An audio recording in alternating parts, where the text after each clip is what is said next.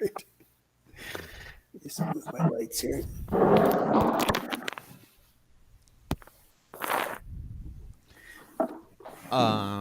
Welcome everybody. It's not showing me the chat at all. Oh, there it is. Is anybody in there? It doesn't say. But somebody followed us. That's nice.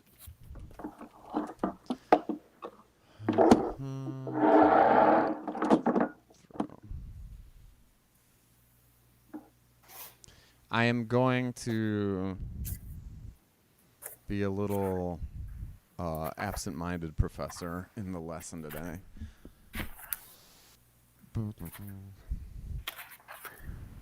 I was a little behind in running around. And we will start the show right at 6. I talked to both Kay and Loco. I might send Loco another message. Just because he's been a little bit hard to get.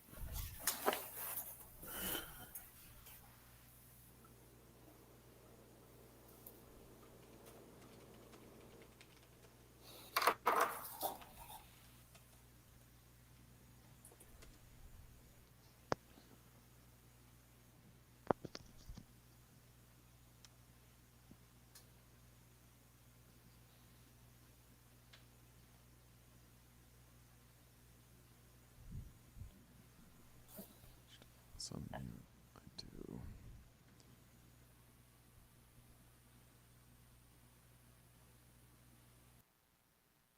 Oh, Mom wanted to be on. Did she ever get a hold of you?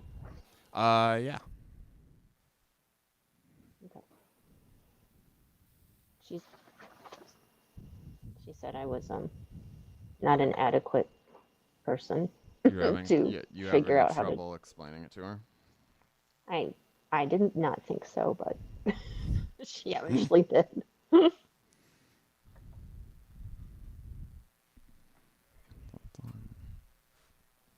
So you think she might come on? Well, she's gonna be in chat. I think she's watching the show now, I assume. And on Twitch TV? Yeah. Or Facebook? Well, she's gonna be in chat. I think she's watching the show now. Somebody is in Twitch and watching it with the volume on. I'm getting it off. I just got in.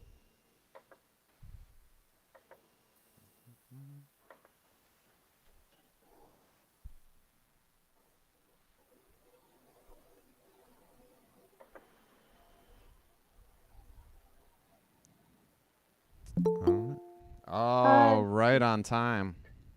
Your Abby's on. Hey, good to see you.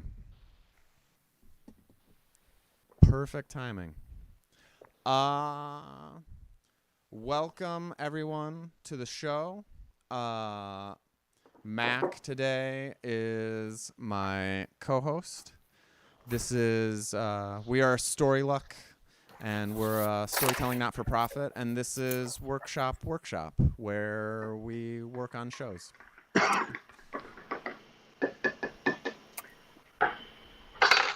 We are the Workshop show because we believe that stories that you tell will continue to evolve as you improve your craft and grow in personal insight. This is how our show is going down today. Dan starts by pulling us together for a 15 or 20-minute lesson at the top of the show. They're always dynamite.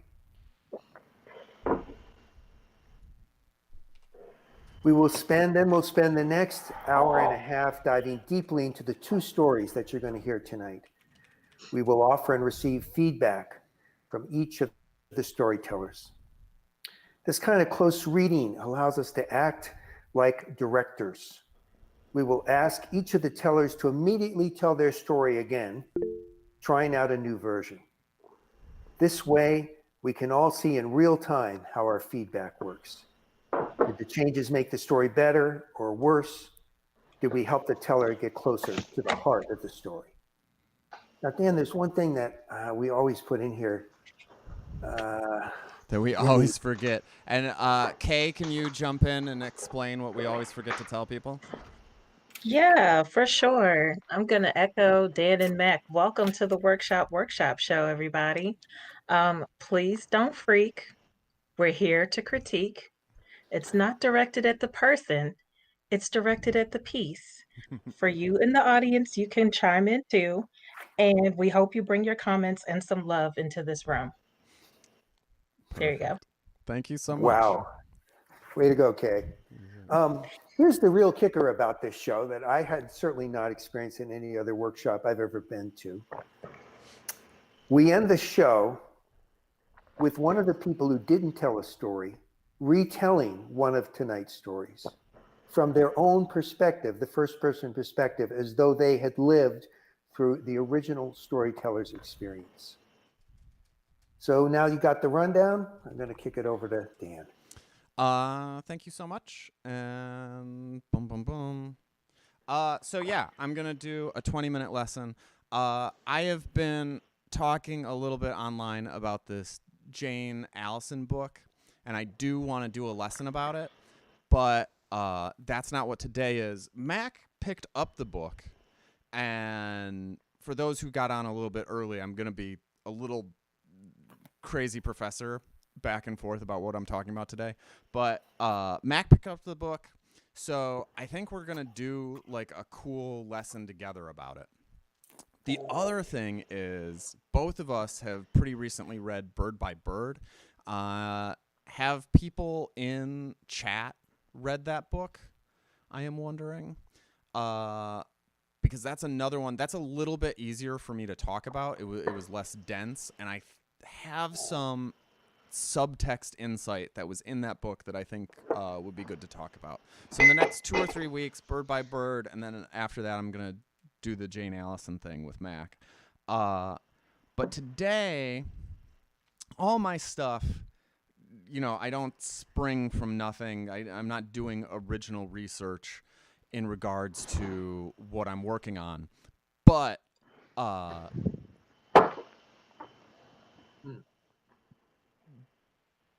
due to the vagrancies of the Swiss trees of my steel trap mind, I don't always like call out and say where it is I got the information. Today, what I'm working on is just something that I ran across, and I took this great course lesson, and I'm really into the idea of skills being general across the board and storytelling being a skill. So you can learn from athletes, you can learn from anybody who has excelled at a skill, and apply those sort of same techniques to storytelling. So I just picked up this book on how we learn, like from birth to death. And sure enough, chapter 11 in this course was how do we learn to tell stories. So I've just gone through it. I've got some notes. So the person who was teaching this class was Monisha, I'm going to screw this up, Paspupati. I'll throw it into chat, into the specific name afterwards. But Monisha taught this class. It was super cool, and I'm going to give you what I've digested of it so far. And some of the things is just like, it goes back to that stuff of the elephant in the brain. Hi. That we talk about. And it talks about how storytelling builds sense of self. And so the better you get at storytelling, the better you get of who you are and why you exist and things like that. And this comes from a very early age. We get our sense of self, they think, around 18 months. That's when you recognize yourself in a mirror. That's when you start to be able to think of like mine and who I am, and those people are other people. I'm going to throw out to the group, this is going to be a little bit storytelling-ish. And like I said, it's a mad professor. So this is a question. Does anybody have a guess or an answer as to like as a child, how do you learn to tell stories? When you get caught doing something you're not supposed to do. That's great. That's great. That is sort of one of the answers. Yeah. When Well, you're Dan, begging for attention. Yeah. Yeah. So both so of I those. think, Dan, Yeah. one other thing is that people tell stories about us when we're kids. And so we hear those stories, and I think they can be really formative. Yeah. Yeah. They That's can be great. stories about how we did a great job, or man, how we really screwed up or shouldn't have done something. Yeah. Cool. So I can dovetail off of both these sorts of things. So one of the things to think about is there's implicit learning and explicit learning. And this is, I'm familiar with those words, but I've never thought of them in terms of learning techniques. So just real quick, explicit learning is if you go out to learn something specifically. I'm going to take a math class to learn how to do a certain type of math. I'm going to come to this storytelling workshop to learn storytelling. Meanwhile, implicit learning is when you're doing that other stuff, you learn other skills.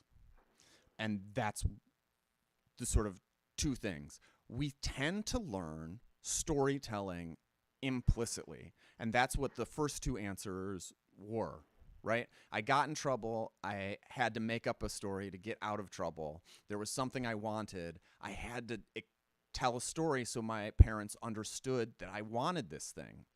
And it's not really you're learning to tell the story. You're not specifically being like, I want to become a great storyteller. Instead, you have this idea of something that you want, and it just comes about.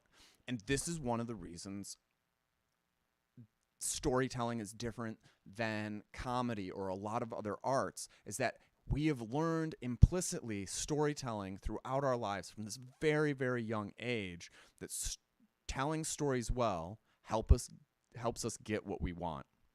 And I just thought that was an interesting concept in a unique way to think about. Now to go to Mac's answer about we see this happen and we see our parents sort of model stories about ourselves.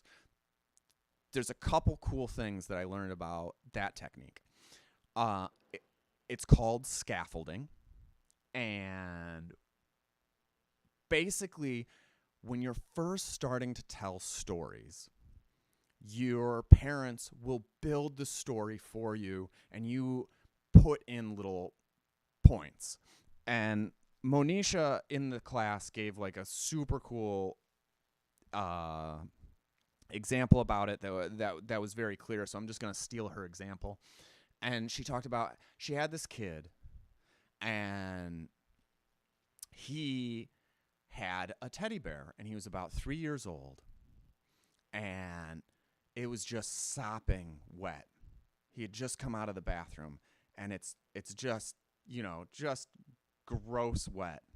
And he's got this giant goofy grin on his face and he looks up at her and she says, "What happened?" And he looks up and he smiles and he says, "Plop." And she's like, I built basically that whole story, but he nailed it with the punchline. And now he's 3 going on 4, and he still nails his punchlines, but he also has learned to build the rest of this scaffolding. So she goes into, it's on this side. She goes into 4 things that it takes early development. Once you're around 8 years old, you start telling quote unquote good stories. And she thinks there's these 4 things. And a guy named Jerome Bruner came up with the first 2. So it's the landscape of action, the landscape of consciousness. Then the third one is conveying order of time. And the fourth one, which usually comes a little bit later, is adding meaning to the story. So I'll go into these with a little more detail. So landscape of action is just these things happened. And you learn that well before you can order them in time. And what you find as you grow in narrative prowess is that you can start changing the order, but people still get it. They know what came first, what came last. They understand what was a flashback. They understand what a flash forward is. And that becomes a more robust technique of the art, but it doesn't start that way. And at first, people can't tell what order the story happens. And that comes at the end when you convey order of time. And the third thing, the landscape of consciousness, which is the second thing you pick up, is this idea of the sense of self and that it's different than the sense of the other. You have this idea of consciousness of other people, and you go into them. And that, especially for Western audiences, is really important to us and what we think about. And you hear this all the time of like, I want to hear about you. I am in my head all the time. I want to hear what's in your head. I want to know why you thought it, when you thought it. What did you think the other people were thinking? Did you ask them what they were thinking? We want to know that inside track. We're always in our own heads. And it's this really early on that we get that sense. We're in our own heads. We're trying to figure out what we want. We're trying to figure out who we are and how that's defined. And then just like peeling off of that and back to the sense of self, narrative in this manner allows us to have a cohesive sense of self over a vast level of time. There's this saying, if you think about it, when you come out as a baby, you have all these new cells, and by time you're 30 or however old, none of you is the same you. Like on a cellular level, it's all died and flaked off and regenerated. You're a whole new you. In terms of your sense of self, that's kind of true too. You've been through so many changes, but you still have the feeling of a cohesive self because you understand the narrative story of your life. And there's people who don't, or who have trouble with that, and it causes problems. And that is one of the cool things about story and getting into this art, is that you have this control over who you are and who you present yourself to the world. So that's sort of the story look. Multiple frames, use them for different things. And then how much time do I have? I've got a couple minutes. So landscape and meaning. Oh, so the last thing that I wanted to get at that I have time for is they talked about how sense of self and sense of individuality. There's this woman, it's on the other page, Chi Wang. She went in and did research based off research done by this other woman, Robin Fivish. And she thought, well, we've got this sense of self. This Robin Fivish did a study, and she was like, you can actually group mothers into two pretty broad groups. And the one is the elaborative mother, and the other is the repetitive mother. And what this means in this context of this study was simply that one mother tells you, is just the facts. She wants to get the order of events, and she wants to know why you're telling the story and get through it. And so she'll ask questions and create this scaffolding to help you create your story, to help you be succinct and powerful in that way.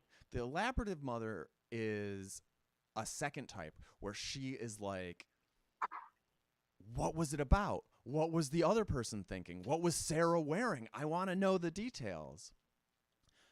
And those people tend to breed children who tell these elaborative stories and who think in this way. And you really end up having more vivid memories if you have this elaborative storytelling wise. And we might get into like more of that later. We're, as a group, working on a project that is to help us over time remember our stories and things like that, and we're going to do a review about it. But the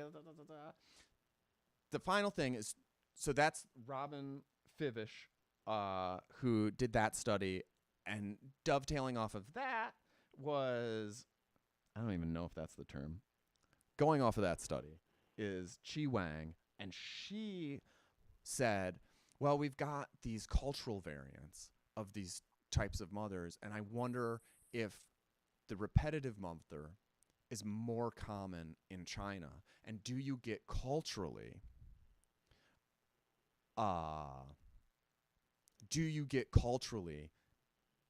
different outcomes?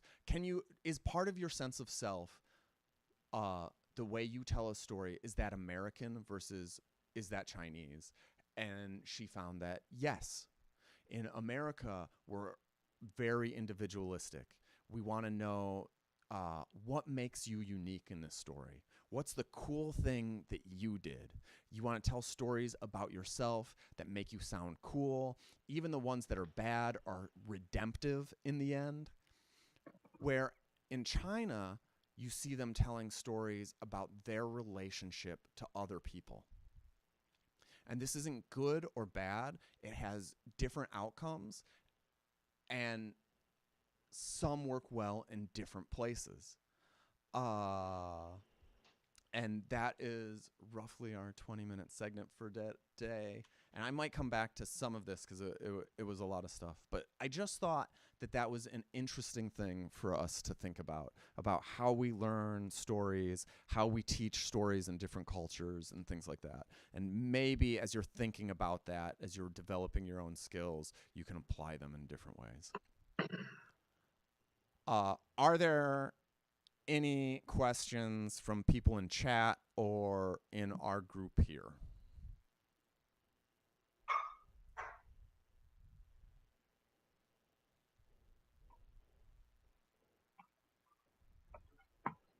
Dun, dun, dun. No. TJ, will you send people, you can't send them the Discord link, but send them all the other links and just tell them, like, in chat what's going on and how the show runs, because we've got a lot of people coming in and out. Okay. And then are we shooting the introductory question? Mac, can you do the introductory question for today? Yep. So as a way of introducing yourself, you the panelists here, just kind of complete this sentence in just a few sentences. Give us a sense of it. I felt so proud when. And I'm just going to call on you. If you're not ready, just tell me so we can move this along. Okay? Noah, you're always quick triggered. The thing I felt most proud about is when I got up before the sun rose and ran 20 miles to train for a marathon. And I successfully did that, although I did not successfully run the marathon. But that was something I wouldn't have thought I was capable of, and it was sort of a really great moment for me. Thanks, Noah. Susan. Okay, I don't know truly if it's my most proud, but since Noah started with marathons, I've run 3. Oh, Wow. That's it? Wow. Okay, on to you, Kay. I have been most proud when I went for 6 days a week to go register people to vote this past election season. And that was a lot of fun, meeting new people and putting my mask on with other volunteers. Wow. Bob, will you jump in here with this prompt? Sure. I was most proud that I've been able to live in Las Vegas for 30 years without having a job and becoming extremely successful in the process. Right, great. Just want to remind you that I was so proud when you don't have to get your most proud moment. Most things are really tough, but you nailed it, Kay. Loco, can you jump in here? Certainly. Can you guys hear me? Yeah, Awesome. I always got to check because I got a new phone. um, I was so proud when recently I did a Christmas present for a cousin of mine who is in love with Buzz Lightyear. And recently, the Mandalorian show uh, stopped with their second season. Their last episode came out, and I'm a huge fan. So my idea was to combine the two, but I couldn't get the pose right. I couldn't get the idea out, and my wife was on me and she said, don't quit, keep going. And I just stopped trying to make it perfect and I had fun with it. And it turned out to be a really cool drawing. I completed it, I inked it, and I am so proud. And yeah, so now I'm gonna present it to them and it's gonna be awesome. great, Loco. Olatunji, can you jump in? Yes. So something I'm most proud of is I've been kind of on a journey of trying to like get back into shape and working out. And there are days where it's super long and I don't have the energy. And I'm like, I just gotta get through it. And most times I don't. But long story short, today, well, not today, like last Friday, I just didn't want to do it, but I knocked it out anyway. And the fact that I went through with that, even though I didn't feel like it, was kind of powerful for me. Great, that's great. So I'm going to jump in here before Dan. So this is an easy question for me because I don't think I'm competent at most things I try, most of my projects. And whenever they work out, like I converted an electric bike from a kit for my son just about a month ago, and it actually worked. Everything worked, and I was like so proud of myself because I have very low expectations basically whenever I do a project. How about you, Dan? Yeah, so mine is we organized a giant game called Journey to the End of the Night, and it was super fun. And then Noah organized one in Columbus, Ohio, and I got to be, instead of like the head person, a helper. And that was like my most proud that it sort of like viraled out a little bit. Great. I love that game. I've done it for 2 years. I love that game. That's so fun. I'm glad that Something- you haven't written us angry emails that we haven't run it for a while. Okay, Dan, it's back to you. Yeah. So that's the introduction of this fine group of people, and now we're gonna switch into the storytelling section of this, and we're gonna spend a lot of time working on these stories. And what we'll do from there is we'll give some people advice and some hints and some things to work on, and we'll ask them to tell the story a second and maybe even a third time, depending on how much time we have. Bob said he would like to go first, so we're gonna pass it on to him.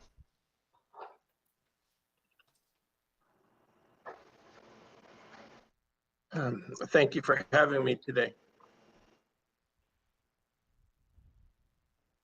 I call my boss early on a Monday morning, February of 1982, and tell him I'm not coming in today. He asked why. I said, I really hurt myself. I'm on powerful pain pills that aren't working. I'm seeing an orthopedic surgeon in 2 hours, and I'll know more after I get back. So he asked me if that happened at the race yesterday. I said, yes. He said, you're a hero around here. I'm looking forward to hearing all about it. Take whatever time you need. Keep me in touch. I said, fine.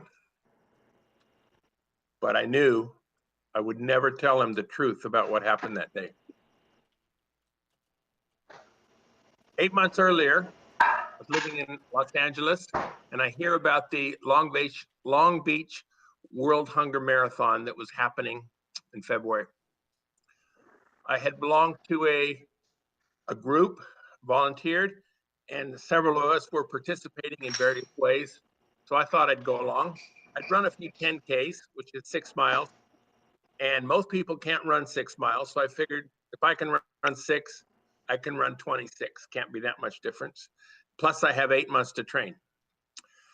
So I start training. For some reason, I decide to train in the gym where they have a track, 7 laps to the mile. You run around like a guinea pig in a little hamster cage or whatever that is. And it is carpet over some kind of rubberized base. And I run and I run and I run. My longest training session is for 17.5 miles, which is roughly 2/3 of a marathon. I figure I can gut out the last 9 miles on integrity because I've told people that I'm going to run the race. So how hard can it be? The day of the race, it's in the mid 60s, perfect day for running for several hours. I knew I wasn't going to be one of the winners, so I didn't even cross the start line until about a minute and a half after everybody else had started, because they were running for time. I was running for getting finished. I knew a lot of people along the course, co-workers, people from the Hunger Project, and they waved and they encouraged. And a lot of people I'd never seen before were just encouraging number 1232, which I thought really was good. About the 15-mile mark, I'm really hurting, especially my right knee and my left knee and my left hip. But really, I'm hurting in places I didn't know I had places. It's getting bad. At the 20-mile mark, I'm hitting the wall. There is no way that I can run another 6 miles. My body just will not go. We entered this out and back portion of the race where you run out this long road that goes by such tourist attractions as the Queen Mary and the Howard Hughes Spruce Goose, and then comes back on the same road. When I get on this road at about the 21-mile mark, I can see people 5 miles ahead of me running on the other side of the street. So I step into a porta potty to do some thinking. I don't have to use the bathroom, but I need a place to make a decision that I think I might regret for a long time. This is a place that smells like body fluids and fear and sweat and chemicals. And so I decide I can't finish the race going the regular way. I'm going to get out of the porta potty and head the other direction, turning a 26-mile run into a 21-mile run. So I start going there. I can't even run anymore. So I'm walking as fast as I can and thinking, when you cut 5 miles off the marathon and you're finishing because of integrity, is it still integrity? And I know the answer to that. And I don't like the answer to that. So I turn the last corner and I can see the finish line. So I force myself into a jog. Tears are streaming down my face, not from I finished, but from shame, from pain. I cross the line, find a grassy spot, and fall down.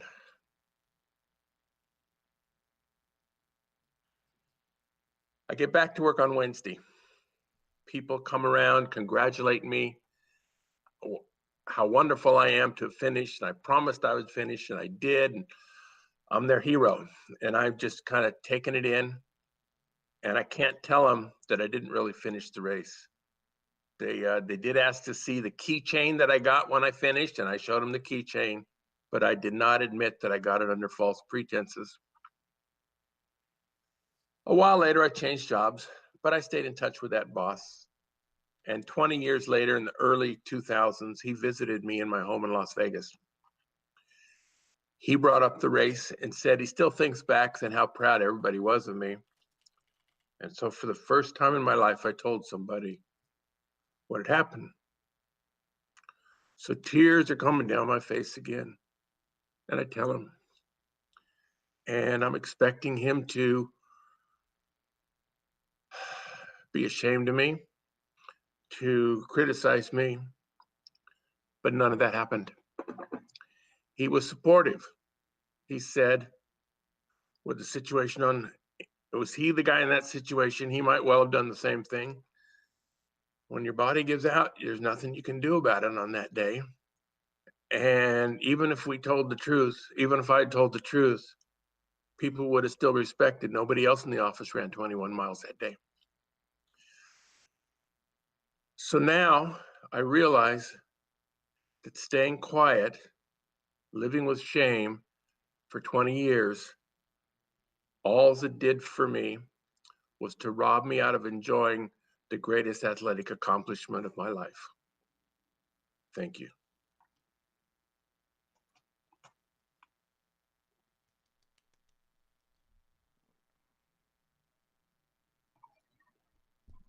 A very solid story. That was great.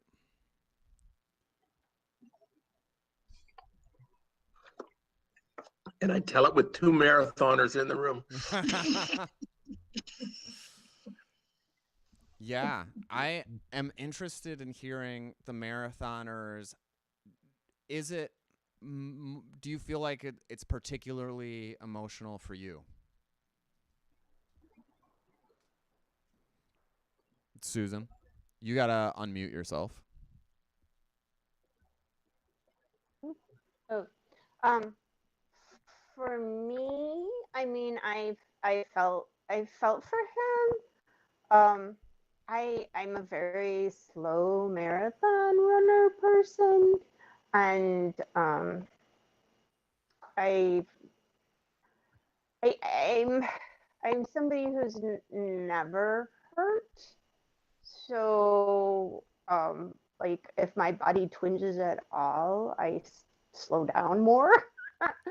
So I've never hit a wall. I've never gone through what he's gone through. So I just felt for him. You know, I don't. I, yeah, I would. I'm kind of like his boss, though. I don't know if that happened to me, where, you know, I I was, I felt that bad, and I could just cut across. Which I think the New York Marathon was like that too, where my dad and I could have cut across, but I didn't. I've never felt that bad, so it's a little different, I guess. But yeah, I mean, I guess, yeah. But I feel for him, and I can't say any one of his decisions that I wouldn't have also made. I can't say that. I'm like his boss. If I was in his shoes, I may have made the exact same decisions, because I've made likewise decisions in my life, but unlike him, I've Yeah, never I think told that's a anybody. good point about the story. It's very relatable. Like, even if we hold something like, I think that's an interesting point. A lot of people hold sports to a certain level, but I think we all have something that we would be willing to cheat at. And then Susan also pointed out that, like, it's about pain, right? It's about a physical torture. It's not just about the cheating aspect. Oh, I'm going to cheat, and so I can say I finished. And it's like, how do I get out of this situation where I am dying? So that it's just a really unique, cool story in that respect. It looks like, Kay, do you have something? Yeah, I feel like I identified with what Bob was saying in the story. At one point, he said he stepped away into the porta potty, and of course, it smelled like bodily fluids. And then he also said it smelled like fear.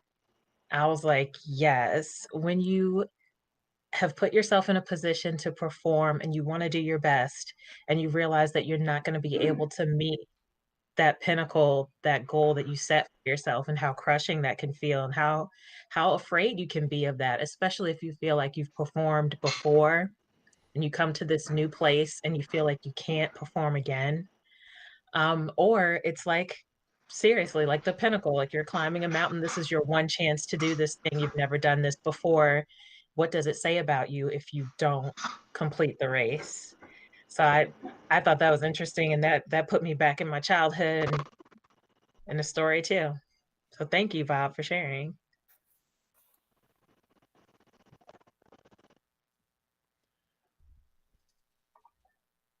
Yeah, Loco, go ahead. You gotta unmute yourself. I absolutely agree. It does sound like a a climbing mountain, getting over your obstacle story, and also like I've been there. I haven't ran a marathon, and if you ever see me stand up, you'll understand why. But I've been there where you're really into something and you prepare for it, and then you try and you're almost there, and for whatever reason you have to stop. It's not like you want to, like you have to, and you feel that shame. And then somebody comes along and they tell you it's okay. Like you do realize you had no choice, right? Like my wife does that to me all the time. So I absolutely relate to that. That is an awesome story. So thank you very much for sharing, Bob. I absolutely relate to that. Yeah, Mac. Yeah, Bob, I just want to tell you, first of all, I think it's a really courageous story to tell. Just like you told it 20 years ago, it's still courageous. And I thought about a couple things. One is that this is really about you. And it's not so much about the race or that particular choice, but I guess if it made me want to know more deeply, like what work was like for you. Were you one of the stars? Were you at work, or did you have a reputation to uphold, maybe, or instead did you have a that you needed to prove something, that kind of thing. And the second thing I think about is it's a very powerful story. And one suggestion I would ask you to think about is starting the story at some really powerful point, like maybe when you're in the outhouse. Start it with, here I am in the outhouse. I'm in a marathon, but I'm in this outhouse, and really describe the stinks, the shit, the urine, the fear. Bring us there with you, and then fill in how you got there and what's going on, and then your decision. Just as something you might want to think about is to grab us right at the beginning of the story with this really difficult, painful. You're painful physically, but you're also you're in pain emotionally and mentally. So, but it's a very powerful story. Thank you. I just wanted to say you made it at least a mile further than I ever did. So I'm proud of that, Noah. nothing to be ashamed of. And yeah, the moment that really grabbed me, and I feel like I sort of have these moments too in life when you're there and you're making those decisions, and you know that one is, you're going to have some regret. There's going to be negative consequences, even though maybe it looks like it might be the easier choice in the moment. You know that it's going to be the harder choice later. And I really like that. And, I felt like that could be expanded upon a little bit, because it also acts as sort of foreshadowing of your realization later, right? Where you really, hurt yourself by making that choice in the long run. But yeah, the scene in the Porta-John is really powerful, like Max said. So that was really, Yeah, I really felt for you there. Yeah. One of the things a lot of people say is like start as close to the inciting incident as possible. And that is your fulcrum point of choice. And if you start there, I think it becomes a much shorter story. That was around 10. Was it? Yeah. What were you? How does that? It changes the pacing of the story if you do that. If you do that shift. Right now, the story for me has the pacing of a marathon. I don't know. Did other people feel that way? Like it's sort of like it's slowly you're getting to the marathon, then you're going into the marathon, and then you're getting to this 21 mile, and then you're finishing it with this. And so there's artistic merit that this is sort of a unique way that you have this sort of slow burn to this inciting incident and this slow burn out of it. And that's very marathon-esque. But I think the idea of switching there and doing a little bit of time jumping would be worth trying.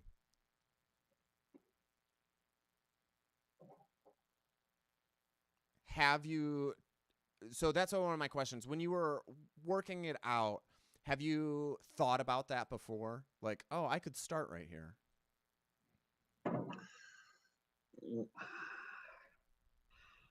I think the first time I told it, it was in chronological order.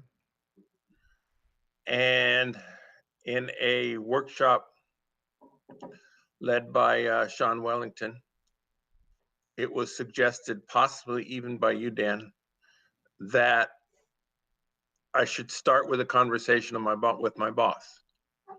Because at that point, I'm making the decision, I can't tell anybody about what I did. Yeah. So that's a few hours later than what you're suggesting now. Right, right.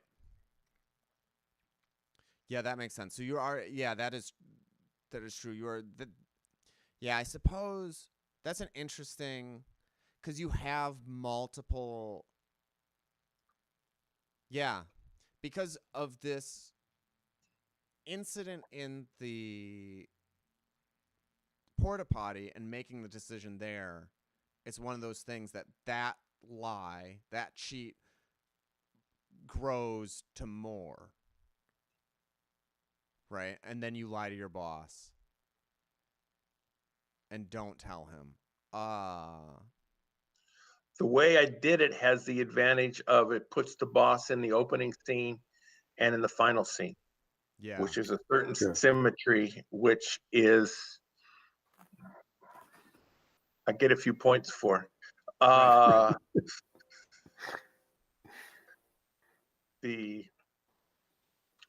So if I start in the starting in the porta potty, I can do that. And then I'll basically pick it up with the conversation with my boss the next day.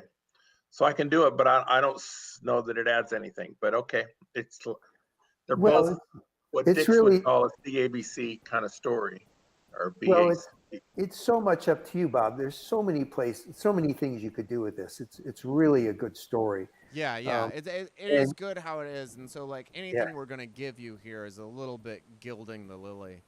So I also had the question about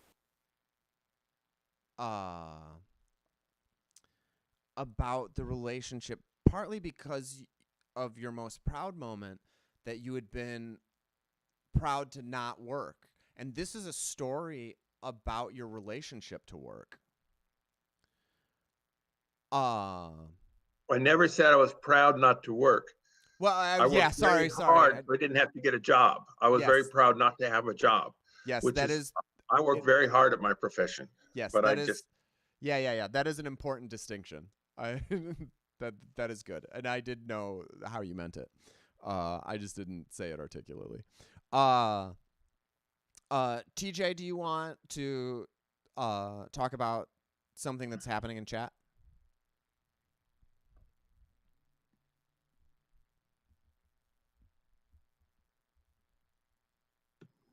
Sure. Apologize, my mouse had went out. Okay, so So there's a suggestion that if you start off at the porta potty, this is what it says verbatim. It says, if I was going to start at the porta potty, I would probably add in how much I spoke to everyone about the marathon. Why was it cheat the better option over quitting?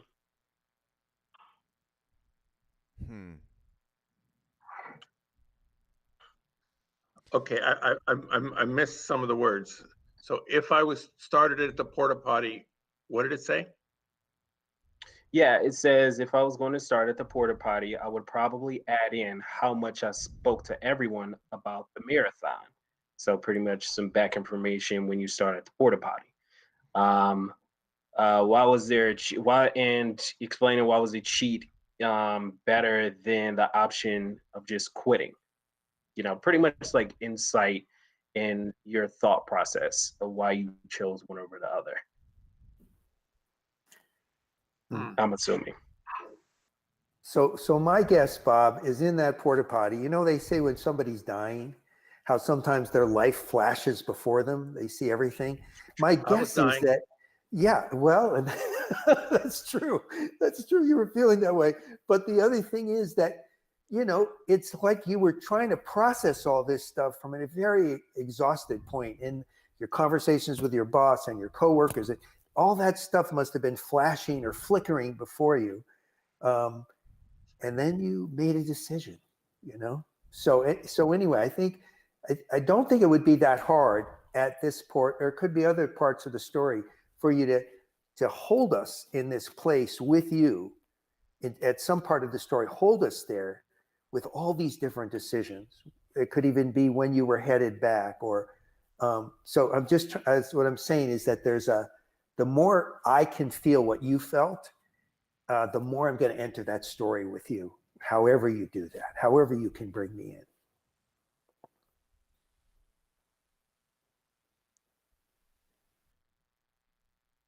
Yeah, so just to plot it out with this version,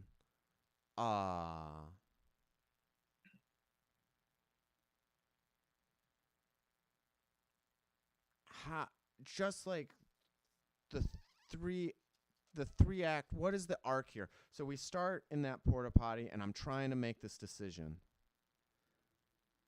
And he gets really into that scene and like describing it, and you know, maybe says something like, my life is flashing before my eyes, and my life for the past couple weeks was training for this marathon in this stupid gym rather than outside, and not putting in enough miles.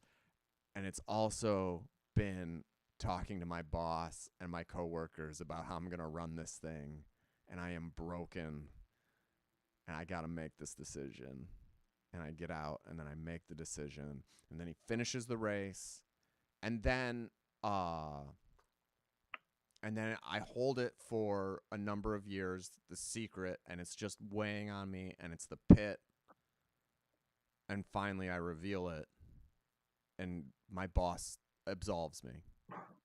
He acts, you know, as the priest. He says, I forgive you.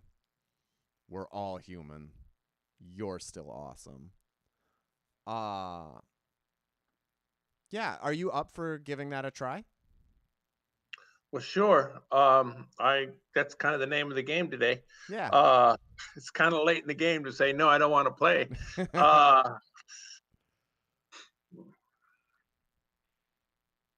So are you asking me to start now? Yeah, whenever you're ready. If you want to take a minute and get it sorted chronologically, you can take a minute.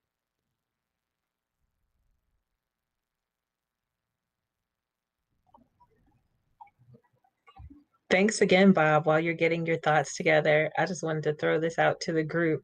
Please, somebody remind me about the time Jesus carried me across a finish line during a race and the time I threw my audition for art school. Thanks.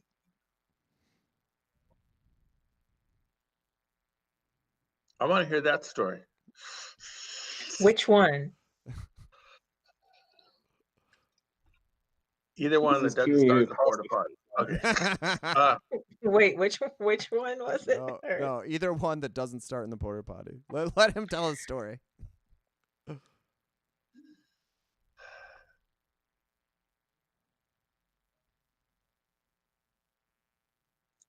I'm in a stinking full porta potty, smelling with bathroom stuff, fear, sweat, and chemicals. I've promised I'm going to finish the race. I have to. But my body is breaking down. Feels like bone on my knee. My hip is really, really aching. There's no way I can finish the race, and there's no way I can not finish the race. Whatever I choose, I'm either going to just, something's bad's going to happen. I'm at mile 21, Las Vegas, the Long Beach World Hunger Marathon, 1982, 34 years old, and my body is shut down. I have promised everybody that I'm going to finish. I have collected money for each mile I run to give to the Hunger Project in support of this race. I'm at a point in the race where there is a crossover possibility, where continue on the race normally, you would go down this long road, 2.5-mile road, past the Queen Mary, past the Howard Hughes Spruce Goose, and then back on the other side of the same road. There's no way in hell that I can make 5 more miles. So I cut across the street and head to the finish line. I'm asking myself, how can I possibly have integrity if I cheat to finish? And the answer is I can't. But I don't want to tell anybody I don't have integrity. I don't want to not collect the money for the Hunger Project. I don't want to let people know it was a failure. I can't run anymore, so I walk as fast as I can. When I see the finish line, I break into a slow trot. Tears are streaming down my face, not from accomplishment. All I wanted to do was finish. And officially, I am going to finish. But it's shame of not finishing the right way. Across the finish line, find some grass and collapse. I don't remember clearly how I got home. I do know somebody gave me some really strong meds that knocked me out, and made an appointment the next day to see an orthopedic surgeon. Called my boss in the morning, told him I wasn't going to be in, didn't know how long. He asked why. Tell him my body broke down. He asked if it had to do with the race, and I told him yes. I couldn't.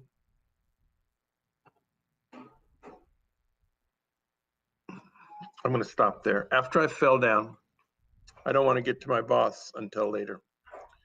So at that point, I will go back and say, 8 months earlier, I first heard about the Long Beach World Hunger Marathon. I was a volunteer for the Hunger Project, and most of us were helping out at the marathon in some way. I decided I would do it, and I would actually run it, because I had run a few 10Ks, 6 miles. Most people can't run a 6-mile race, but if I can get a 6-mile race and I have a few months to train, I should be able to make it through 26. Isn't that much difference? Training was left a bit to be desired. Didn't train on the streets. I trained a lot, but not nearly enough. I was trained at the gym, where they have this guinea pig in a cage, kind of 7 miles a lap, seven laps to the mile track on carpet over a rubberized substance that took away most of the shock of the running. Had I run on streets, possibly my knees would have developed some resistance and I could have made it longer. My longest run was 17 miles.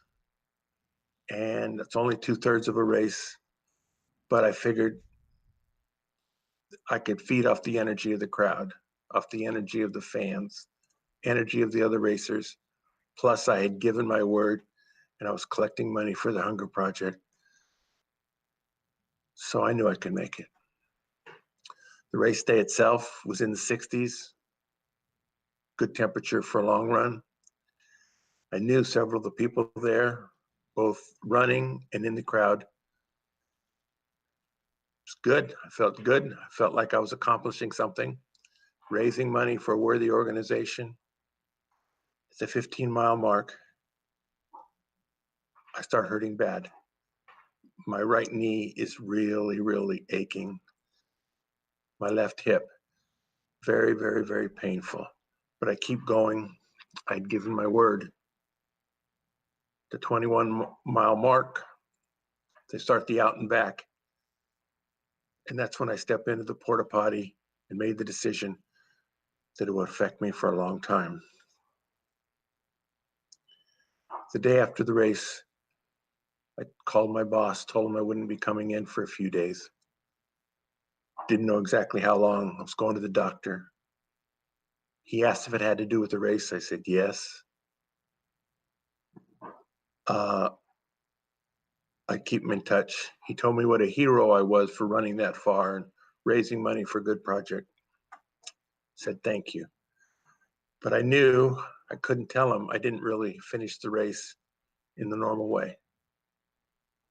When I got back to work on Wednesday, everybody was praising me. Everybody paid off and I turned in the money to the Hunger Project. Didn't know how to handle that. There's probably only should have collected 80% of it and made up the rest myself. I don't know. I didn't make anything on it. All the money got turned over. So I lived with it. That it was all for a good cause anyway. It didn't matter. I left that job not so long later, kept in touch with my boss. John came and visited me 20 years after that in Las Vegas, where I lived at the time. And he brought up the race.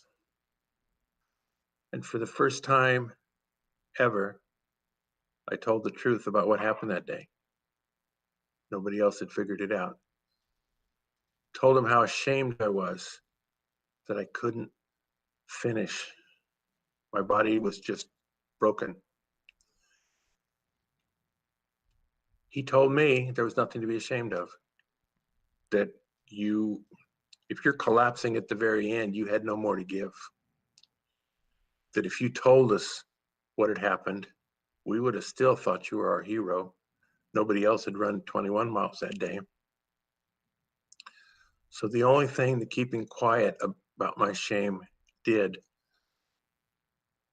was to prevent me from enjoying and being proud of the greatest athletic accomplishment of my life. Thank you.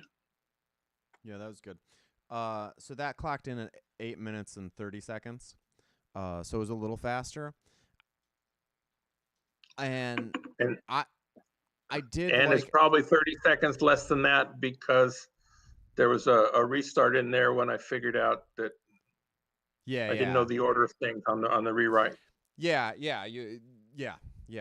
I think that's a powerful version, and that's a way you can get it down there. And I think that the way you opened it was perfect. And if you want to work on it in this way, I think you keep hitting that. Just make everything happen in that porta potty. You don't have to go outside of that for all this other stuff, because your mind goes there, goes to that conversation, and you don't have to go back to it and have that chronological. after you get out of there, you make the choice and you just tell us that you hold it for these years afterwards until you see your boss. But put your boss, I think this is the way to do it, is put your boss in the porta potty with you. You know, I'm sitting there aching from the training I've done, aching from the race that I've run so far, and aching because I can see my soul disappointing all these people that I told blah blah blah. You hit it really well in that first section. It really hit me when you said it. You were like, I raised money for this. I mean, it's a good story. It's a good story. Bob, I just want to say a couple things to you. There's some things I loved about what you used in this. You said, I'd given my word, but my body let me down. And now I'm letting everyone else down, something like that. I think you really have that in there. And I think that's a really important theme in the story. And then at the end, I love the way you said it was the greatest athletic accomplishment of your life. And I almost thought you could start the story, I don't know, by saying, let me tell you about the greatest athletic accomplishment of my life. That's interesting. And then you could be in the porta potty, you know, and then all the shame and all the whatever. Or maybe it's better to leave that to the end. But I think that's really captures It's a very both good line. that you can feel proud about this and you can feel like shit about it, just like the porta potty smelled like shit. But it's a great job. There are two comments in the main chat. One is just somebody's very impressed with how well the rewrite came for you. They were very impressed that you were able to do that so well. And then the other one was somebody joked that there's an Irish saying that you should never let the facts get in the way of a good story. Just let everybody know. There's another message that just came through. Didn't check it. Are they suggesting the story didn't happen? No. They're saying that the fact is that the fact is that you finished the race, and that's the important thing. And so they agree with your boss. That. My dad is more American. Hey, Susan, your microphone is broken. Is it broken? You can't hear me? Yeah. Is that any better? No. Can I jump in real quick? I wanna disagree with Dan. I don't even know if that's allowed. But I really liked the part where you were the dichotomies you set up in the Porta-John, and I was kind of like, this guy has to choose between like his body and his soul. And then afterwards, when you came out of the porta potty at the end, where you're like telling us how your body is broken down, it just felt like abject misery. And then you're gonna have to go lie to everyone that's sort of looking up to you and depending on you to do this thing. And so I thought what you were going to do is like go through all this dejection until you get absolution at the end from your boss. So I just wanted to say that felt like maybe it's a way you can do it too, and sort of skip the details about the race. So that's my 5 cents or 2 cents or whatever. Noah's hand is up. Excuse me, Loco's hand is up. Yeah, Loco, go ahead. Well, I like the retelling and the different angles that it goes, because I feel like in Bob's story there are multiple lessons that you could take. Like when he starts the story, how his greatest accomplishment and saying like I wanted to finish, that was his mindset. And technically he did finish, but it's kind of a be careful what you wish for, because if that's your want, there's no guarantee of how you're going to do it, but you're going to do it nonetheless. And you still have, like the results that come from that. And then at the end, when, you're honest about what really happened, and then realizing that, they still have respect for you, and they still, so coming forward and being truthful. And then your boss's reaction, that's the one that really hits it for me, is your boss saying, we still would have celebrated if you told us you did 21, nobody else did 21. It's that, every now and again when we do something and it's amazing, we don't see that, because we see a finish line that we set for ourselves, and we didn't meet that goal, and we don't think it's good enough. But it takes somebody to come into our lives and say, it really is good. Nobody else can do this, but you did. So I really like that. That's really cool that there's multiple lessons that you can take and multiple angles that you can do from your story. So that's just my 2 cents. So there's one more comment in chat that I'm gonna throw out. Somebody said, if you wants to know, is there a way to bolster the relationship between you and your boss? It seems like you guys were close. Yeah, he was a good friend at work.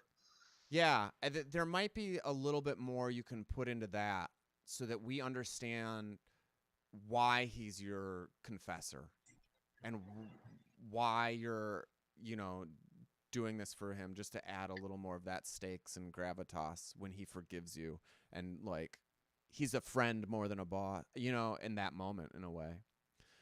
That's probably easier to do structurally if I start with a phone call to him. For sure. Rather than start with in the porta potty. Yeah. It's all about choices. So again, and then what Loco was hitting at there, there's an infinite, with storytelling, every choice you make has pros and cons, and it's about what's that end goal that you want to get to.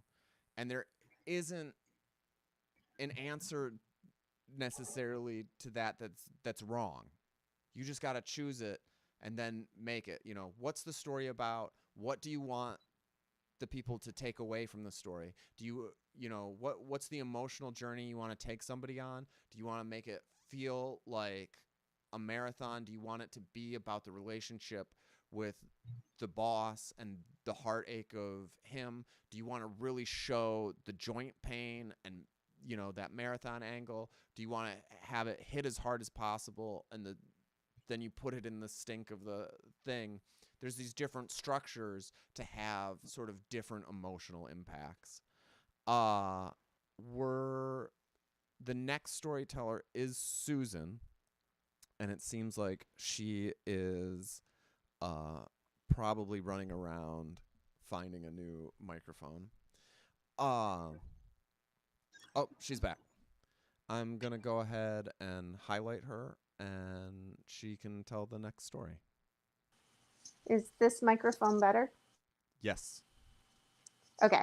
I do want to tell you my dad's comment, because, like I said, he has run way more marathons than I have. I can't even count how many.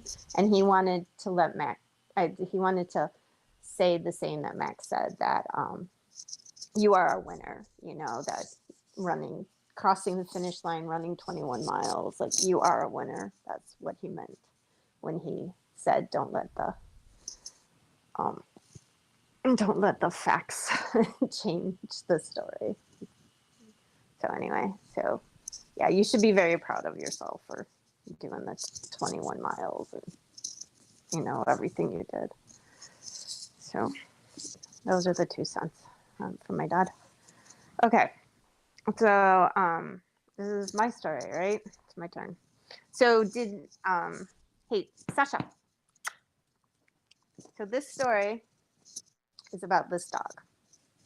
And I got her about a year ago from PetSmart Rehoming. So as you can see, she looks pretty black, but there's just a little bit of brown sheen. You can see like right there.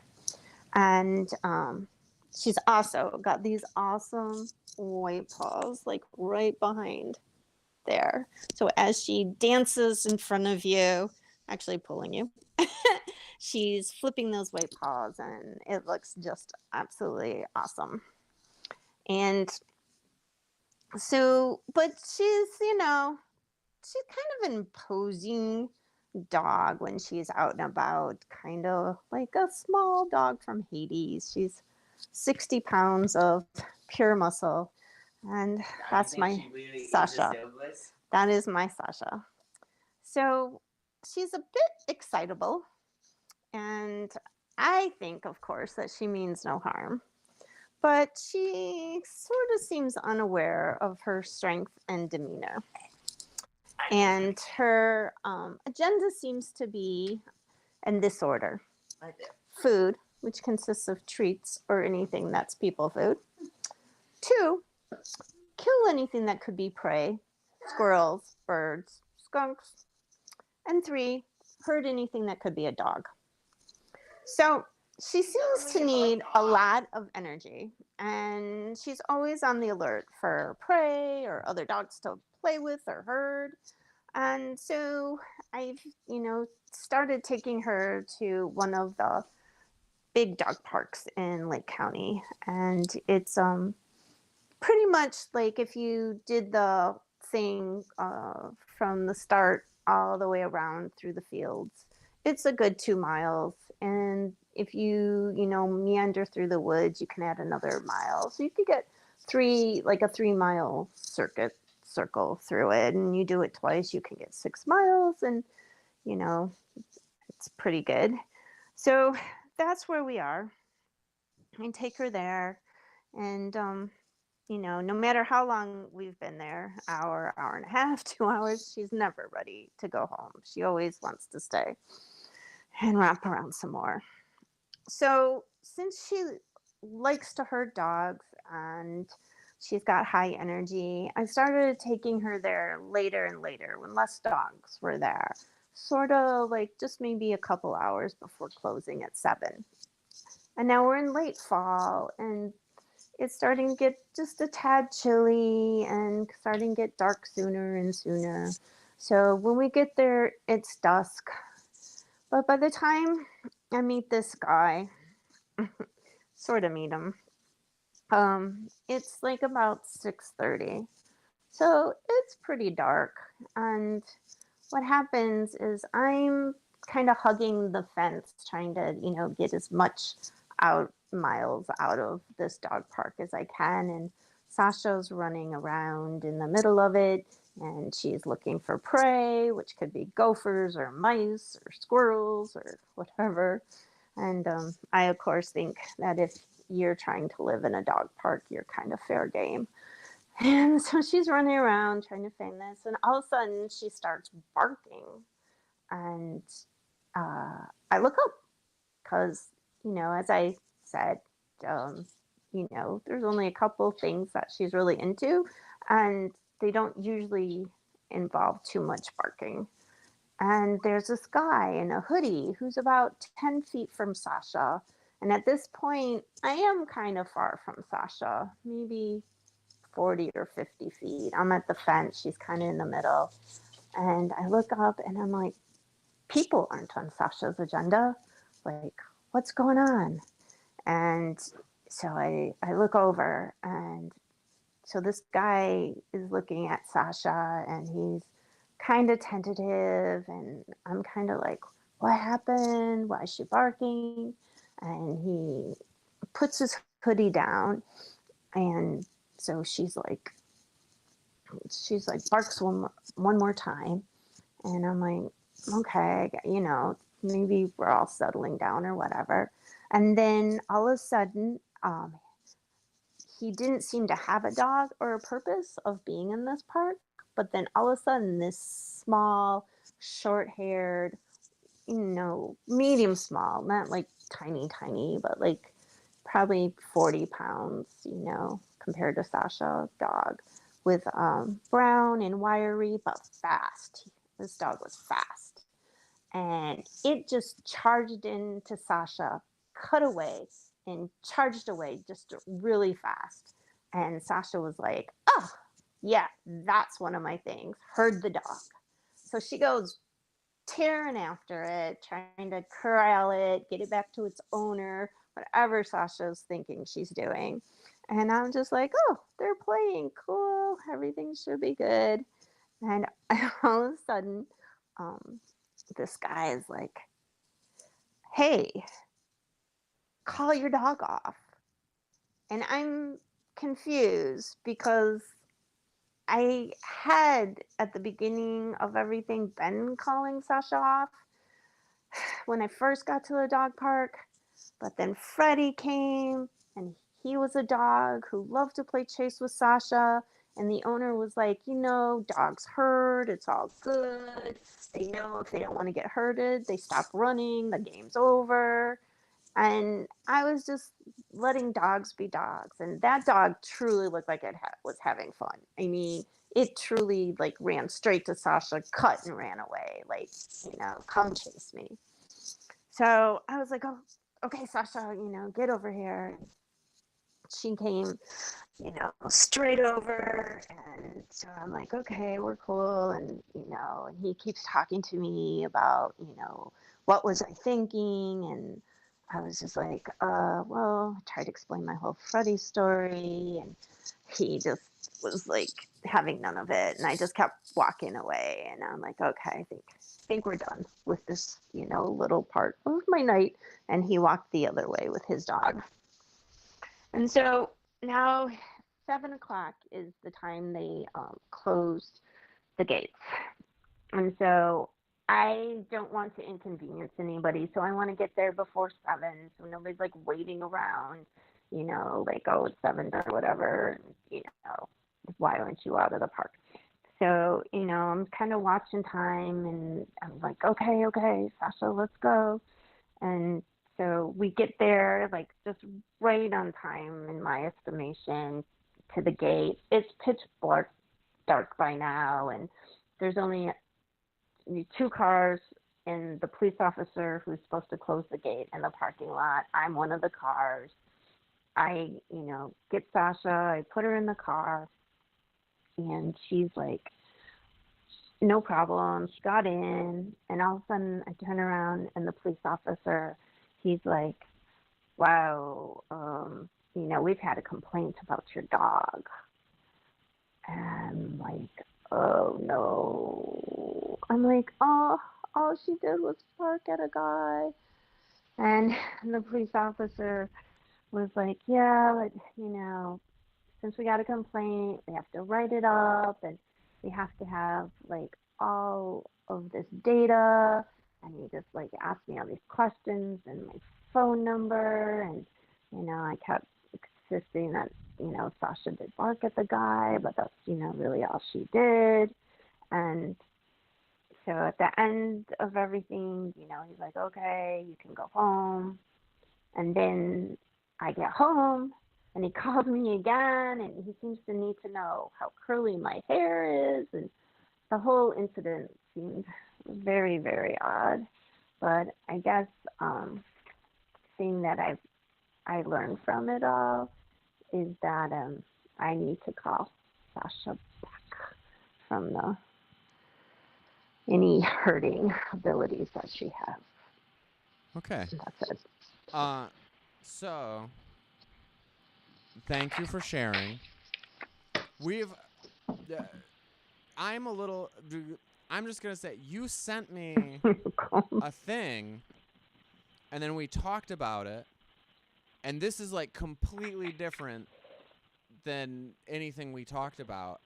I know. I try not to read it though. And I almost, I was thinking about cutting you off, just to see Thought if you I wanted got a lot of the points in, but I missed a lot. If you wanted to reset, yeah. It was almost so like we had it. talked about cutting this last part out, is what we had talked about, Yeah. and then you sort of instead you cut out Freddie. Just read it. Well, I'm just saying you made a decision here, and I'm just wondering why that is, because when we had talked about it in personal, we were like, Freddie's actually the interesting interaction.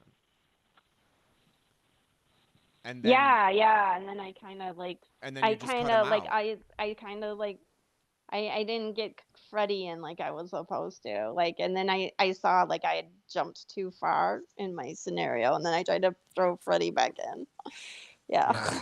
Totally. So sometimes this sort of Yeah. thing happens in storytelling where you just lose the thread. I think part of it here is this idea of figuring out what your anchors are. What's important to you about this story? What are you trying to tell people? Because I'm not so sure that calling the dog back is like a... I mean, yeah, correct me if I'm wrong, but I don't know that that's the thing, like, that's what's important to you about telling people about this story. That people should call their dogs back? More or less my paradigm shifting, you know, like from you know, the feedback I get from the outside world, how I keep shifting, you know, which I didn't do a good job of that either, because I didn't explain that I, you know, always called her back from hurting before we met Freddie, which, yeah. So, yeah, so kind of the paradigm of how my behavior shifts with everything that happens, you know, outside of me. You know, I have one thought, always call Sasha back. Then I do it. And then the owner's like, no, they're just playing. And then I'm like, okay. And then I just let her play. And then the next owner's like, what are you thinking? And then I'm like, I blew it. You know, like I just. Yeah. So that's you know, what we talked shifting. about when we were workshopping it, is that's the interesting thing, is to me about this story, and that's what is the you in this, is that you do whatever anybody says, and you're just like, oh, okay, I'm going to do this. And you have an idea of what you want to do and what the dog park should be like and how you should behave and how other people should behave. And then these random strangers come into your life, be it Freddie, be this guy in the hoodie, be it the cop, and they all three sort of tell you different things. All three are a little bit absurd. You're a person who's owned dogs her entire life, been to dog parks your entire life. You know how dog parks work. And so the question, I think there's a version of this story where you go into that and say, why am I letting these people influence me so much? Why am I not telling them how the dog park works?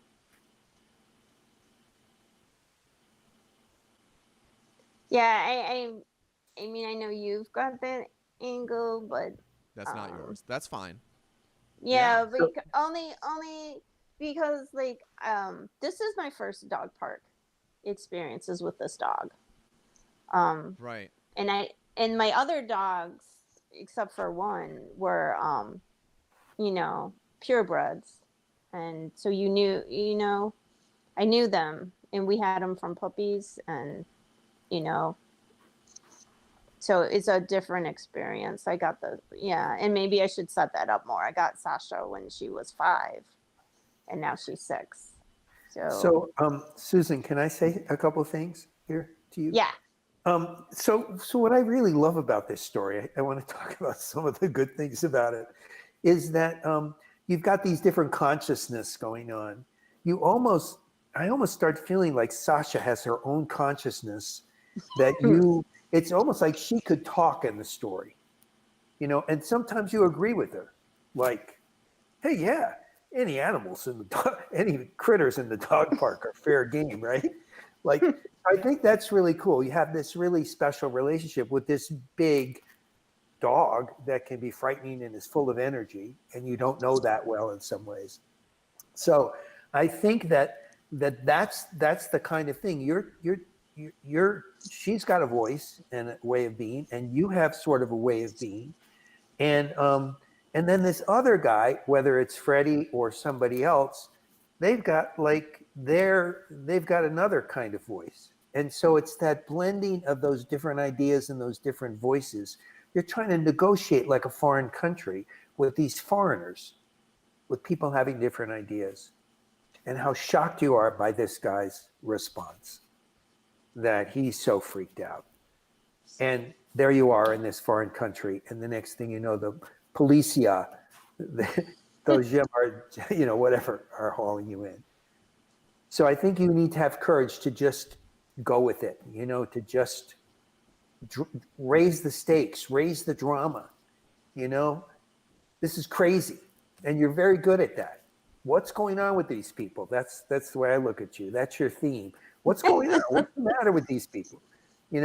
So be brave and bold in this one.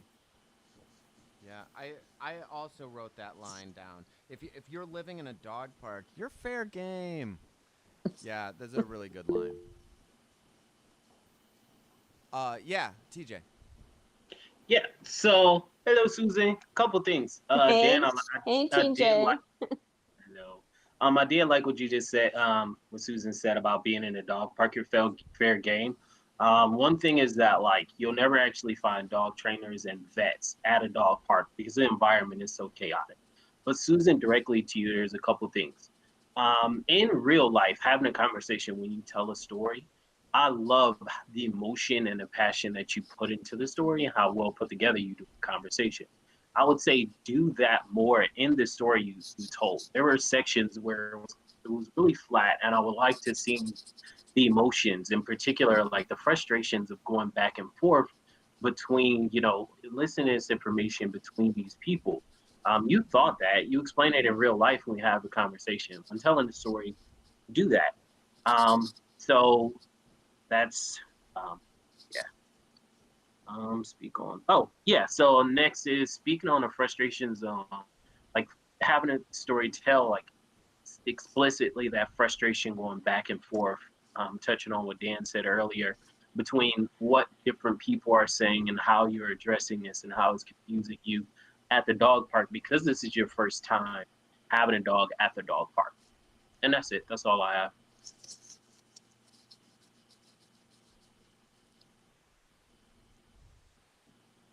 Susan, I'm going to jump in if nobody stops me. Thank you. I had a lot of small laughs listening to your story. Like you started off describing Sasha as a small dog from Hades. I don't know if 60 pounds is like in the small category or not, because I've never had a pet, but I really like that idea of her being a dog from Hades. And I'd like if you wanted to add any more specific like mini stories about times where she was destructive. You gave examples of oh, she'll look for the prey or she'll herd other dogs. And I would love if you wanted to throw one more mini story in about the time that squirrel crossed her path and thought it was going to escape, but little did it know. But I enjoyed that, and I would like to see a point that others raised about your in thoughts when the stranger with the hoodie is chastising you for letting Sasha play, and when the cop is like, "I'm going to have to write you up." I would like to see a little bit more of your thoughts there. Was your final conclusion that you were wrong to let her play, or was your final conclusion that just like Sasha, people are trying to, take control of what you're doing, but ultimately you need to break free of that and let her break free too?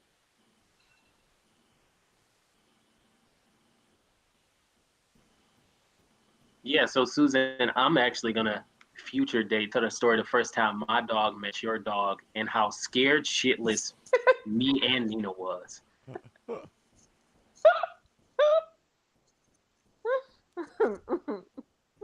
Yeah. Yeah. Yeah, I guess I should call her back. Yeah, do other people, Bob, do you have something that you want to add?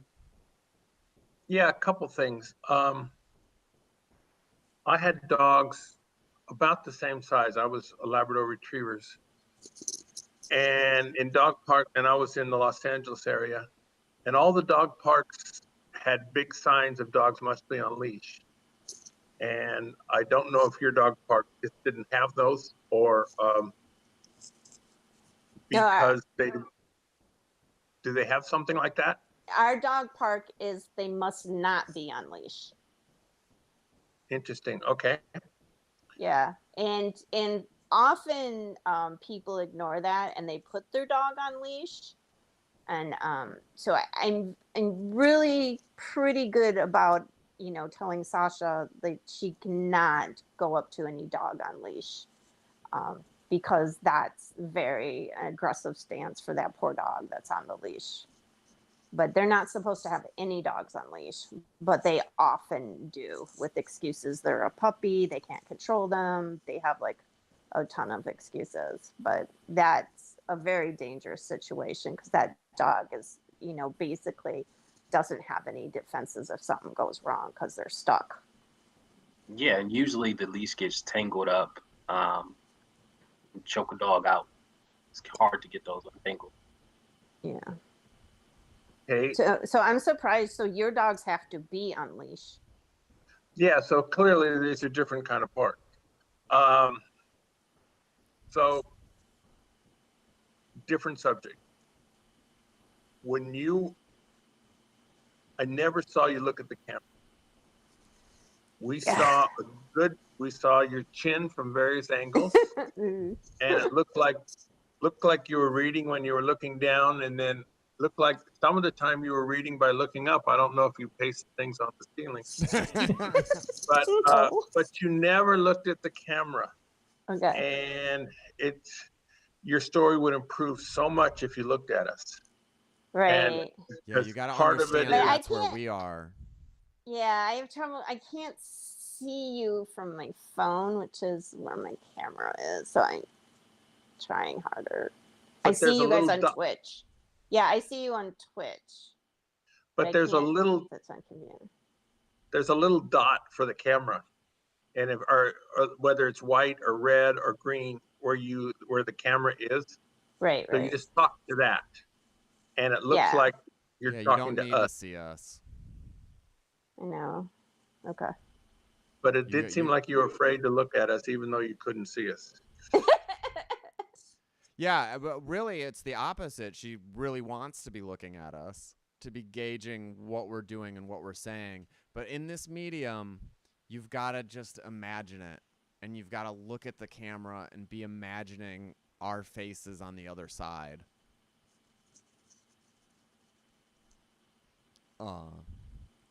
And maybe I can swing by and help you with the setup and see if I can do something. Yeah, because I don't do a Zoom with you tomorrow and because I don't know why on my phone I get a big me and you guys are tiny, and sometimes you guys are only avatars. Yeah, maybe I can help you with that. Or maybe we could switch up, because I still have a standalone camera that you left here, Danny.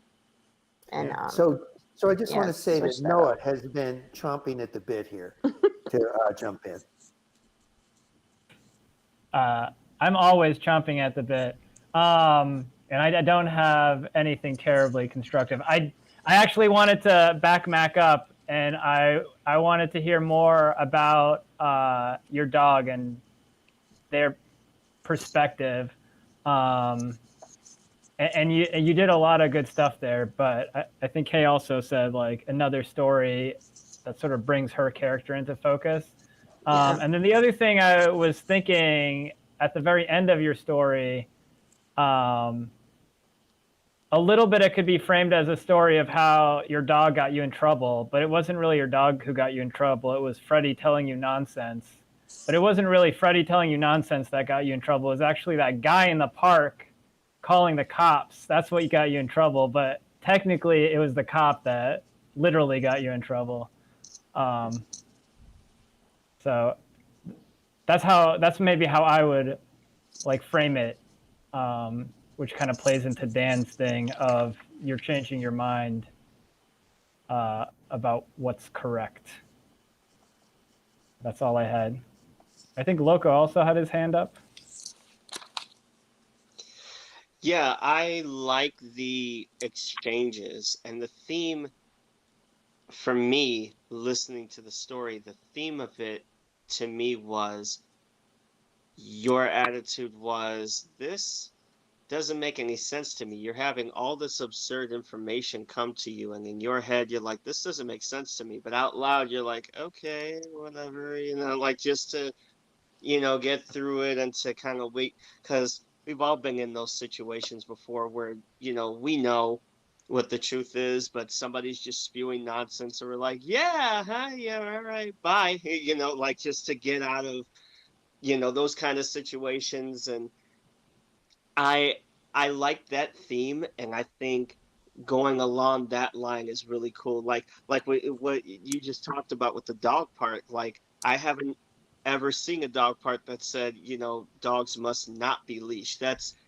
But to me, I've never seen that. So hearing that is kind of, different. So maybe, throw that in there with every bit of information that you're getting. It's absurd, and kind of like they said, a little backstory, like, Sasha and I know that's not true. Here's why: because you've already had an experience of, what's right, and what's going on, and these guys are just crazy for some reason. So I like that reoccurring thing. So that's just my input. So, for the next telling, what I would like you to do is shorten it.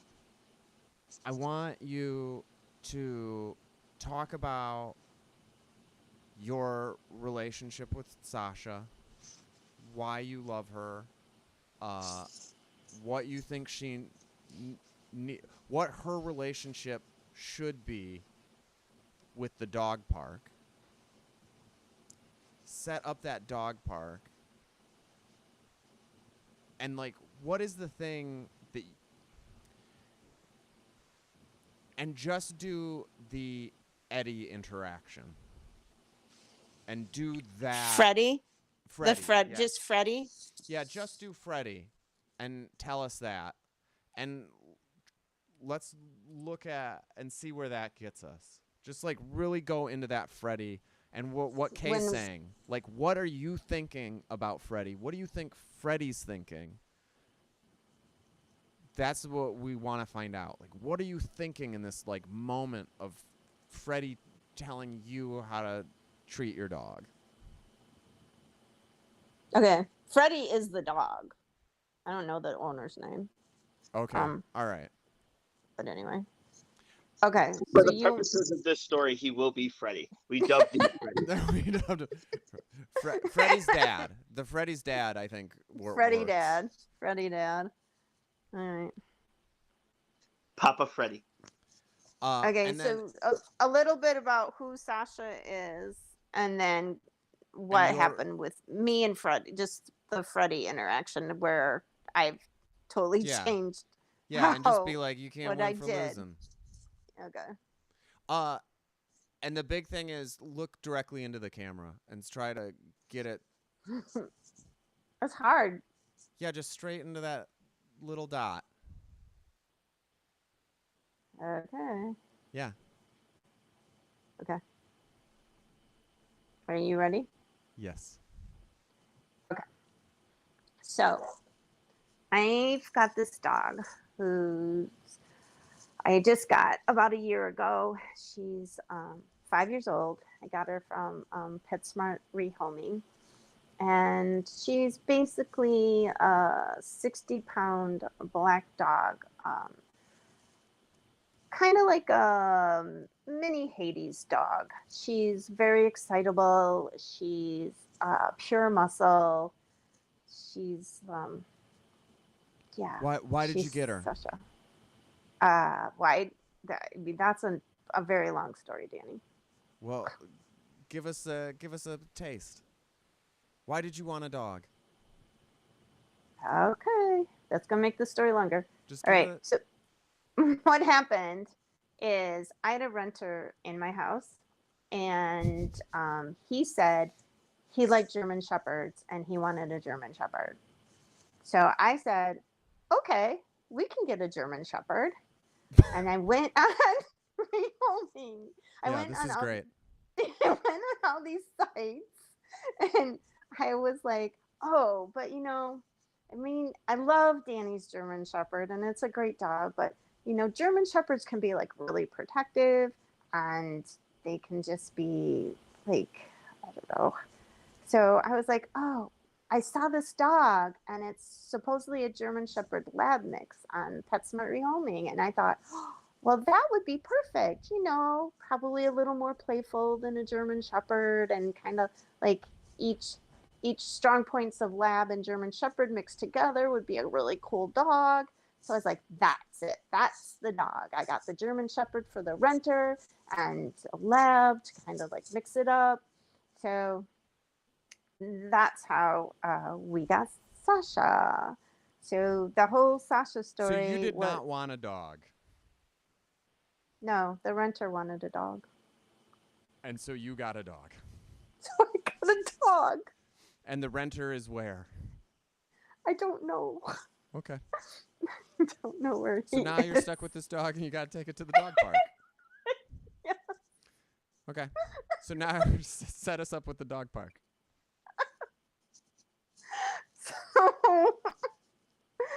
Okay, so now Sasha and I feel like we need to go to the dog park because she's very excitable. She's got lots of energy, and she has 3 pretty methods that she kind of has her life surrounding around herself, which is, first thing, she loves food. She loves treats. That's her number one thing. She'll do almost anything for a treat. And the second thing is she loves to hunt prey. She has, in the short year that she's lived with us, killed a skunk and a squirrel. And then when I told the people who owned her before those stories, they were like, oh yeah, she used to, drop dead birds at our feet, frequently. And I'm like, oh, good to know. So, so she's a very good hunter. And then after that, she loves to herd dogs. I think she'd probably herd sheep or cattle if she had some, but she doesn't have any. So any dogs that are running around loose is game for herding. So when I first started taking her to the dog park, I was like, always like, Sasha, don't hurt the dog, come back, Sasha. There's a lot of, Sasha, come, Sasha, stop, Sasha, treat. And so we were at the dog park, and we were just, walking around the edges, and there were some other people. It was daytime, and this other herding type dog came running by, and he flew by Sasha, and Sasha, of course, took running after him. And Sasha's very good at herding, so she stays just at the back hips, and then she'll growl because they should get corralled back to their owner. And I was like, Sasha, come back.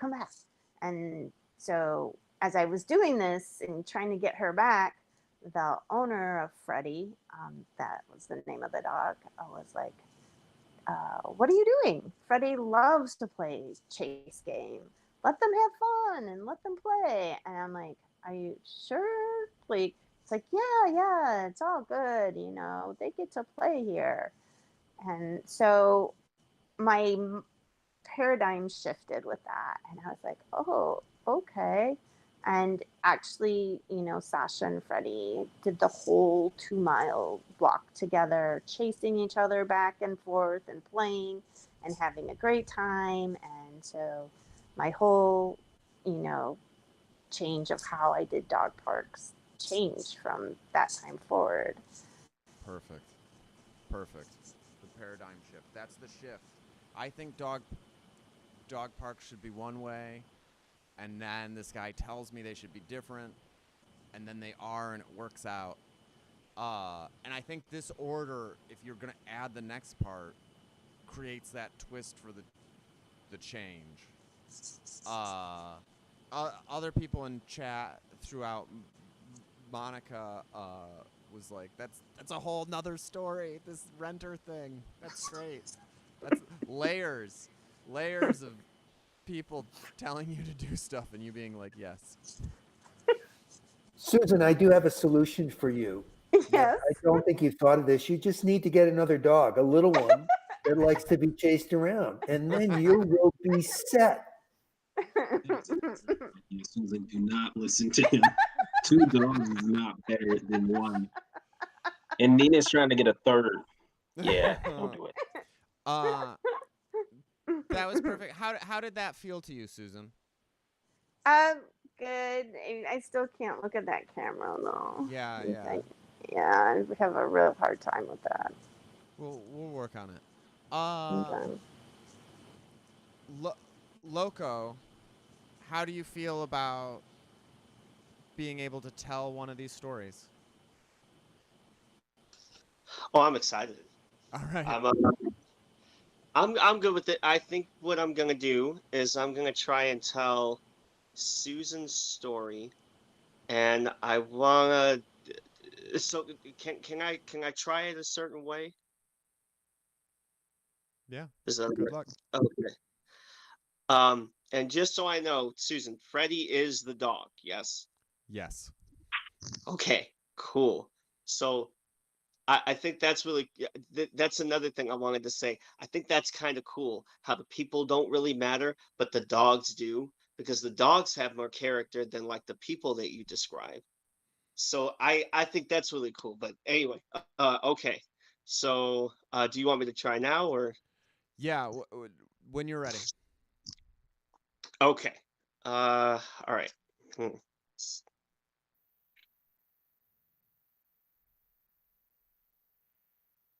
Okay. So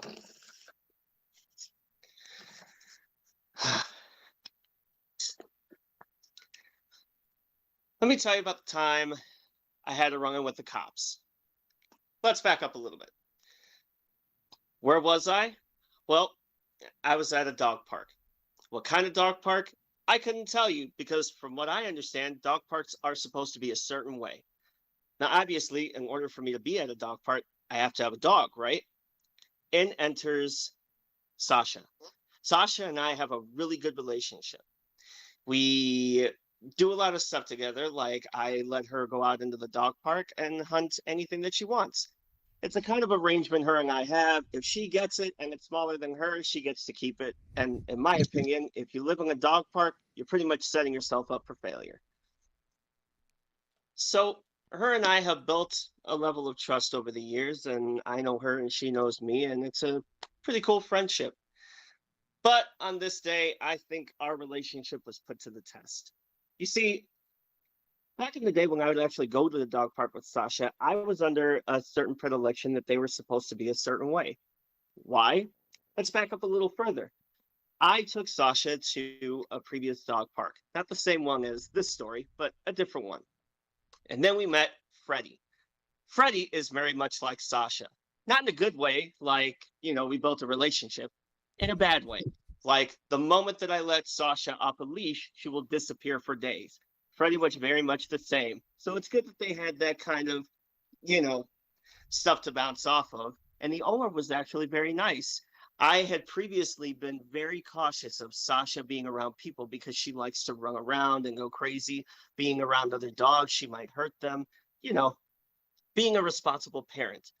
But Freddie's owner said it was okay. So I figured, you know what? If people have the same kind of dogs that I do, then they have the same kind of expectations. Let's get back to what happened tonight. So while we're walking around and I'm letting Sasha have the freedom that she wants, this guy is coming up to me. Now, I don't know about you, but any guy at night in a hoodie with the hood up coming towards you, there is no happy thought. So upon approaching, I already thought that something bad was going to happen. Little did I know I was right, just not what I actually thought.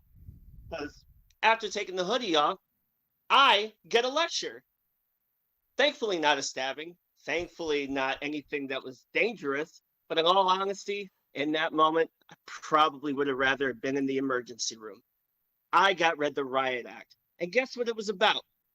Not about how, politics are destroying us, not about the economy. No, I get read the Riot Act about my dog, Sasha. You remember Sasha? Good-hearted Sasha. We have a relationship, Sasha. My Sasha. He's actually telling me how to, parent my dog. Who goes up to somebody else and says, you need to pull your dog back in a dog park? Who does that?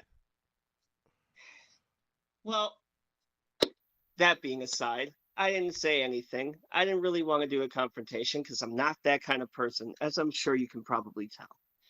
But I have my own thoughts and I keep them to myself and I go on about my business. Not a big deal. You want me to pull my dog back? Absolutely. So before we can even leave, I get approached by somebody else. Remember how I told you I was approached by the cops? This is why. That guy that said that my dog was being inappropriate or going after him or whatever nonsense he was spewing, I tend to tune them out once I don't believe in what they say, which is a lot. But I was asked the regular questions, what was going on. We got a complaint that your dog was being a little aggressive. Can you tell me your side of the story? And originally I thought, wow, for the first time, cops are actually being nice and doing their job. Nope. It was about the same thing. I don't know what it was today, but nobody was on their game. Am I the only one? Am I the only one that understands? No. You know what? I think the lesson of the day is I'm not the only one. I'm not the only one that knows how things are supposed to be. I'm not the only one that knows how to treat people and build relationships with good, positive things. Because at the end of the day, I know that the other person lives with me, my Sasha.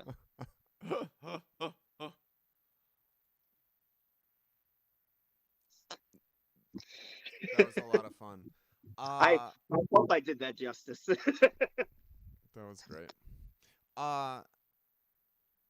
Thank you, everyone, for showing up. You can go through the stream. TJ's going to throw links in again. We're going to hang out for a little bit in Discord, talk about the show and the stories. If you have any questions for people or just want to talk storytelling shop, join us in that Discord. It's kind of like going to a bar afterwards and just making friends. We'd love to see you there. Mac, do you have any last words? Yeah, I just want to say, Bob, thank you so much for coming on the show.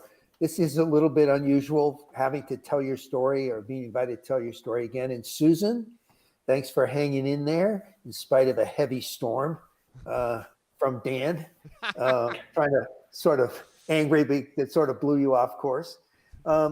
But anyway, it's great to be with you all. It's great. Thanks for the audience members for coming in. I hope you enjoyed this as much as we did. And thanks, Dan, for putting this together for us. Bye. See you guys in Discord. Thank you so much, Bob.